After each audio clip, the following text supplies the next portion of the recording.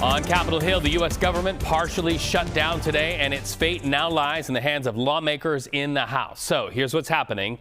In just a few hours, the House Rules Committee is set to consider a funding package that will end the government shutdown. A lot of fingers and toes crossed to that end. Issue number one, though, is how much money should the Department of Homeland Security get from lawmakers during a time when the department answers for the killings of 2 U.S. citizens in Minneapolis. Well, here's where we are on the funding bill. Senators agreed to substitute the DHS funding bill in the package for what they're calling a 2-week extension of funding for that department at current levels while they hammer out the particulars. This, though, still needs the approval from members of the House. So what's going on there? Well, House Democrats on the Homeland Committee sent a letter to their colleagues urging them to vote against the funding package. They say Democrats must act now to demand real changes that protect our communities before ICE and CBP receive another dollar in funding. Listen. We voted for this last time. The Democrats, most of them voted for this. For the Democrats to turn around and vote against it on Tuesday just to shut down the federal government makes no sense to me at all. I think the Speaker, the trick is getting it through the Rules Committee, and I believe that the Speaker would not do that if he didn't have the votes. All right, so that is a perspective of at least one Republican. Let's go to CBS News congressional correspondent Caitlin Huey-Burns live for us on Capitol Hill right now. Caitlin, what are we expecting from members of the House today?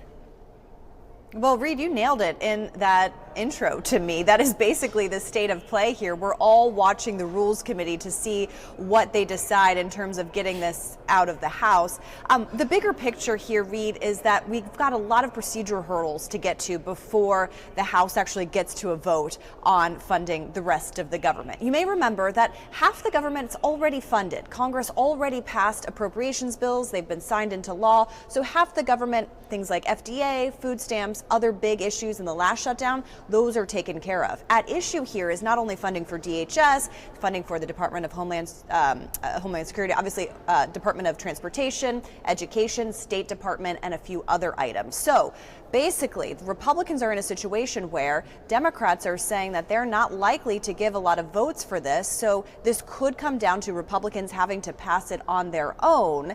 And they have a very tight margin, Reed. Over the weekend, we should note that a special election in Texas for a Democratic seat, that election was complete. A Democrat won it again, and he will be sworn in today. That means that Speaker Johnson just has a very narrow majority, just one vote he can lose in this instance and in others. So what we're looking at is a little bit of, maneuvering ahead of this vote. The bottom line, though, is even if this passes through the Rules Committee today, passes the House tomorrow, there still is going to be a big fight over DHS funding because this bill would only secure funding for the next 2 weeks.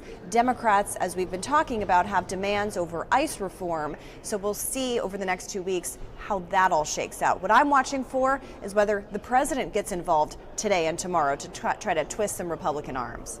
Yeah, right. Well, and we also want to ask you about this because we know that this is on the docket, at least for the House.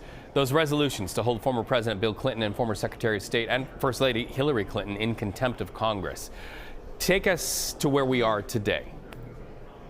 That's right, Reed. As we talked about a couple of weeks ago, this was going through the Oversight Committee, and in a bipartisan way, I should add, they voted out of their committee to issue these contempt charges for both Clintons. Notably, Reed, in that instance, 9 Democrats voted with the Republicans to issue a contempt vote for former President Clinton and 3 for former Secretary of State Hillary Clinton. Now, what we're going to see today is that same Rules Committee that we're talking about. The Rules Committee basically preps bills for the floor, and so that's what they're going to do today. So this means that we're getting closer to a full vote in Congress on these contempt charges for the Clintons. And what I'm watching for in those is, this puts Democrats in a tricky spot here. They have been calling for transparency. They had agreed to subpoena the Clintons as part of a larger tranche of people they were hoping to appear before Congress. We saw that bipartisan vote a couple of weeks ago, and so that's what we're watching today, is if